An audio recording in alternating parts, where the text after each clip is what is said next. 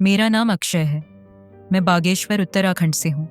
जिस घटना के बारे में मैं आपको बताने जा रहा हूँ वह घटना मेरे साथ आज से 6 साल पहले घटी थी। और जो मेरे साथ हुआ उस पर यकीन कर पाना थोड़ा मुश्किल होगा, पर आप मेरा यकीन मानिए, मेरी राशि में ऐसे इंसिडेंट्स होना आम बात है।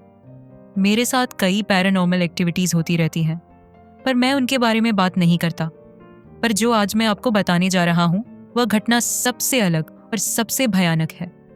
जिस वक्त की यह कहानी है उस वक्त मेरे ज्यादा दोस्त नहीं हुआ करते थे, और जो थोड़े थे वह भी पीठ पीछे मेरी बुराई किया करते थे। इसी वजह से मैं अकेला रहना पसंद करता था। मुझे नेचर की वीडियोस बनाना बड़ा पसंद था।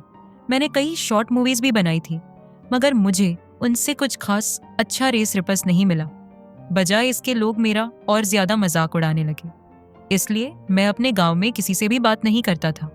अक्सर मैं अपना कैंपिंग का सामान लेकर अकेले ही जंगलों में निकल जाता था, इस बात की परवाह किए बिना कि जंगल में मुझे जंगली जानवर जैसे बाघ, जंगली सुअर और भालू जैसे खतरों का सामना करना पड़ सकता है। पर मैं इतने सालों से उस गांव में रह रहा था, मैंने कभी कोई जंगली खतरनाक जानवर देखा नहीं था, इसलिए मुझे डर भी नहीं लगता था। ऐसी ही एक सुबह मैंने अपना कैंपिंग का सामान अपनी पीठ में लादा और मैं निकल गया। अपने गांव के पीछे ऊंचे ऊंचे जंगलों में मैंने ठान लिया था कि अब मैं 2-3 दिन के बाद ही घर वापस लौटूंगा। मैंने 2-3 दिनों के लिए मैगी और कुछ सूप के पैकेट्स रख लिए थे। मैं ऊपर पहाड़ी वाले जंगल की तरफ बढ़ने लगा। रास्ते में गांव के कुछ लड़के मुझे मिले और वह मुझ पर तंज कसने लगे, मगर मैंने किसी का जवाब नहीं दिया। मैं बस अपने रास्ते चलता रहा। चलते चलते मैं आबादी वाले इलाके से बहुत दूर घने जंगल में कहीं तो पहुंच गया था। मैं 3-4 पहाड़ों को पार कर चुका था। उस जंगल में एक पैदल कच्चा रास्ता तो था, मगर उस रास्ते में कई सालों से शायद कोई आया नहीं था, क्योंकि वहां सूखी लकाडियां, पत्ते, झाड़ियां वगैरह उगी पड़ी थीं। मैं उन्हीं के बीच से रास्ता बनाते हुए चलता जा रहा था। साथ ही साथ मैं अपने मोबाइल फोन में वीडियोस भी बनाते हुए जा रहा था। मुझे उम्मीद थी कि यह ट्रिप मेरी जिंदगी का सबसे यादगार ट्रिप साबित होगा, जो कि साबित हुआ भी। खैर, मैं करीब 3 घंटे से चल रहा था, मगर मुझे कैंप लगाने के लिए कोई सटीक जगह नहीं मिली। मैं ऐसी कोई जगह तलाश रहा था जहां पानी का कोई छोटा सा पोखर हो या छोटी सी नदी हो, ताकि मेरे लिए पानी का इंतजाम हो सके। मगर चलते चलते मैं ना जाने कहाँ पहुंच गया था। वहां से दूर दूर तक सिर्फ जंगल और पहाड़ नजर आ रहे थे। जिस रास्ते में मैं चल रहा था वह भी ना जाने कहाँ जाता था, क्योंकि दूर दूर तक मुझे सिर्फ पहाड़ और जंगल ही दिखाई दे रहे थे। कुछ देर भटकने के बाद मुझे मेरी उम्मीद से एकदम परे वहां उस जंगल में एक घर दिखाई दिया, पत्थरों का बना हुआ। वह 2 मंजिला पुराना सा घर, जिसके आंगन में झाड़ियां उगी हुई थी। उस मकान को देखकर लग रहा था कि उसमें 2 ही कमरे थे, एक नीचे दूसरा उसके ऊपर, और छत चपटे पत्थरों को बिछाकर बनाई गई थी, जिन्हें हमारी कुमाऊनी भाषा में पातर कहा जाता है। वह घर ऐसा लग रहा था जैसे उसका मालिक कई दशकों से वहां वापस नहीं आया हो। उस मकान की दीवारों के रंग समय और मौसम की मार खाकर काले पड़ चुके थे। खिड़की दरवाजों को भी बरसात और दीमक ने बर्बाद कर दिया था। मैंने सोचा वहां पर मकान है तो जरूर आसपास कहीं पर पानी का स्रोत जरूर होगा। मैं बहुत थक भी चुका था और आगे जाने की मेरी हिम्मत नहीं थी। उस मकान को देखकर मेरा मन वहीं रुकने का हो गया। मैंने अपनी पीठ का लदा हुआ बैग उतारकर उस मकान की टूटी हुई बाउंड्री वॉल के ऊपर रखा और पानी ढूंढने के लिए मैं उसके आसपास घूमने लगा। उस मकान से थोड़ा ही दूर जाकर मुझे एक छोटा सा मंदिर जैसा कुछ दिखाई दिया, जिसे देखकर मैं समझ गया था कि वह क्या है। मैं उसके पास गया और मैंने झुककर उसके अंदर झांका। मैंने देखा वह पानी का एक छोटा सा कुआं था, जिसे हमारे पहाड़ों में नौला कहते हैं। उसके 3 तरफ दीवारें और छत बनाई जाती है ताकि पानी साफ और सुरक्षित रहे मेरे लिए। वह जगह एकदम ठीक थी। मैंने वहीं रुकने का मन बना लिया। दोपहर के 2 बज चुके थे। मैं वापस उस पुराने मकान के पास आया और मैंने सबसे पहले उसकी आंगन की झाड़ियां साफ करने के लिए उसमें आग लगा दी। करीब 15 मिनट में उस छोटे से आंगन की सूखी झाड़ियां जल गईं। मैंने एक पेड़ की टहनी तोड़कर उसे झाड़ू की तरह इस्तेमाल किया और उस आंगन को साफ करने लगा। जब मैं उस आंगन को साफ कर रहा था, तभी मुझे मेरे पीछे कुछ दूरी से किसी के खांसने की आवाज आई। मैंने पलटकर पीछे देखा, मगर मुझे कोई नहीं दिखा। मैं भी 2 बार कासा ताकि उस दूसरे बंदे को मालूम चले कि मैं वहां पर हूं, मगर मेरी खांसी के बाद मुझे ना कोई दिखाई दिया ना ही सुनाई दिया। कुछ देर इधर उधर देखने के बाद जब मुझे कोई नहीं दिखा, तब मुझे मुंह लगा शायद मेरे कान बज रहे थे। मैं वापस आंगन को झाड़कर साफ करने लगा, लेकिन तभी फिर से मुझे मेरे पीछे से किसी चीज की सरसराहट सुनाई दी। मैंने पीछे देखा, मगर कुछ दिखाई नहीं दिया। दूर दूर तक आम के अमरूद के पेड़ थे, फिर चीड़ का जंगल था, मगर उसके अलावा वहां ना कोई जानवर था, ना ही कोई इंसान। मैंने सोचा कि कहीं मैं किसी गांव में तो नहीं आ गया। जैसे से ये घर है, वैसे ही शायद और भी घर होंगे, जहां शायद अभी भी लोग रहते होंगे। मैं पूरा आंगन झाड़ चुका था। मैंने सोचा क्यों ना आसपास देख लूं कि कहीं कोई और भी घर या लोग तो नहीं है आसपास। मैंने अपना बैग अपनी पीठ में टांगा और उसी रास्ते में थोड़ा आगे बढ़ा। करीब 10 मिनट तक चलते रहने के बाद मुझे ना कोई घर दिखा और ना ही जानवर, ना इंसान। यहाँ तक कि उस रास्ते में किसी बैल, भैंस, बकरी का गोबर तक नहीं पड़ा था। उस जंगल में मवेशी तक नहीं चरने आते थे, यानी कि आसपास कोई गांव था ही नहीं। वहां दूर दूर तक सिर्फ जंगल ही जंगल था। मैं वापस उसी पुराने घर के पास आ गया। पहले तो मेरा मन था कि मैं उसके आंगन में टेंट लगाकर कैंपिंग करूं, मगर अब तक मैं इतना थक चुका था कि मेरे अंदर सिर्फ इतनी ही ताकत बची थी कि मैं उस पुराने घर के दरवाजे में लटका हुआ पुराना सा जंग लगा हुआ ताला तोड़ सकूं। जैसा कि मैंने बताया था कि उस पुराने से मकान में 2 कमरे थे, एक नीचे एक ऊपर वाले कमरे तक बाहर से ही एक सीढ़ी जाती थी। तो मैंने ऊपर वाले कमरे का दरवाजा खोलने का फैसला किया, क्योंकि नीचे वाले कमरे में सांप बिच्छू का ज्यादा खतरा था। मैंने आंगन से एक पत्थर उठाया और सीढ़ी चढ़ता हुआ ऊपर वाले कमरे के दरवाजे पर जाकर खड़ा हो गया। मैंने दरवाजे पर लटके ताले पर पत्थर से एक वार किया। वो ताला एक ही वार में खुल गया। मैंने ताला निकाल के दरवाजे को धकेला। दरवाजा जाम था, क्योंकि कई सालों से वह बंद पड़ा था। मैंने थोड़ा और जोर दिया और दरवाजा खुल गया। यह सारी चीजें मैं अपने मोबाइल में रिकॉर्ड भी कर रहा था, ताकि इस पूरे ट्रिप का मैं सकूं। नीचे थी, छत से नीचे ढेर सारे मोटे मोटे मकड़ी के जाले लटके हुए थे। दरवाजे के पास ही एक छड़ी गिरी हुई थी। मैंने उसे उठाया और सारे मकड़ी के जालों को उस छड़ी की सहायता से साफ कर दिया। करीब 5 मिनट लगे मुझे उस कमरे को साफ करने में। उसके बाद मैंने फर्श पर स्लीपिंग मैट बिछाया और मैं उसमें लेट गया।